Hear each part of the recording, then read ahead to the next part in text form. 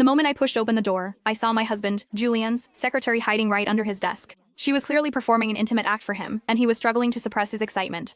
I placed the document in front of him. The company's new project. Just sign it. As expected, he didn't even glance at the document, signing it directly. Before leaving, I glanced under the desk. She can come out now. Julian instantly panicked, fumbling to zip up his pants. He probably thought I'd make a huge scene, just like I used to. But I just sneered, "Don't make your little plaything kneel too long. Her knees will hurt." With that, I slammed the door shut. He had no idea that what he'd just signed was our divorce agreement. Chloe's soft, whiny voice drifted from the office. "Mr. Hayes, you scared me to death just now." Julie unchuckled softly. His voice was husky with a hint of intimacy. "What's there to be scared of? She wouldn't eat you. But she's your wife. She's very understanding. See, she just left on her own, didn't she?" I stood outside the door, the hallway light slanting across my feet. Chloe's voice grew even softer. "So tonight, are you still coming home?" "Fun is fun," Julian said nonchalantly, "but home is still home." Chloe giggled. "Mr. Hayes, anything she can do I can do too. Was I not pleasing you just now?" "You're different from her," he replied lazily. "She's stubborn as a mule, but she can't leave me. You know how much trouble she caused with her family back then just to marry me. If I don't go home, would any of you little darlings out here even have a life?" He spoke of heavy past events as if whispering sweet nothings.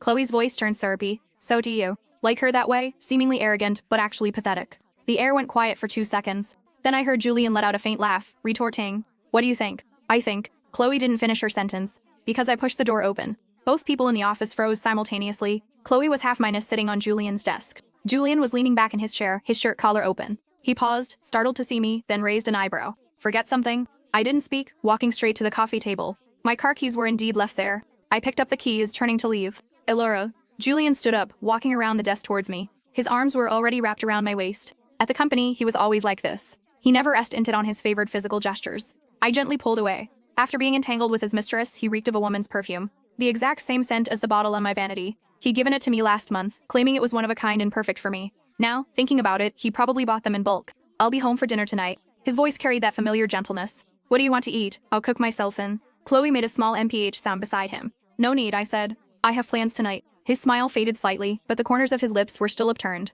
"What's wrong? Are you mad?" He leaned closer. "Because of Chloe? I told you, she's just a—" "I know," I gently interrupted. "She's an intern secretary, and she needs your hands minus on guidance." As for what kind of guidance, that depended on his needs. He paused, momentarily stunned. He probably hadn't expected me to neither make a fuss nor even bother with sarcasm this time. He raised a hand to touch my face, but I had already taken a step forward. "All right," he shrugged, changing his grip to my arm. "Whatever it is, be home before 9. Chloe let out a small snicker beside us. I glanced at her, and she met my gaze. Compared to the women I'd dealt with before, she was too well minus protected. Her eyes held unconcealed triumph and provocation. Youth truly is wonderful. Looking at that vibrant face, I almost felt like I was back to my 20 seconds, that summer I ran from the facility, protected in Julian's arms.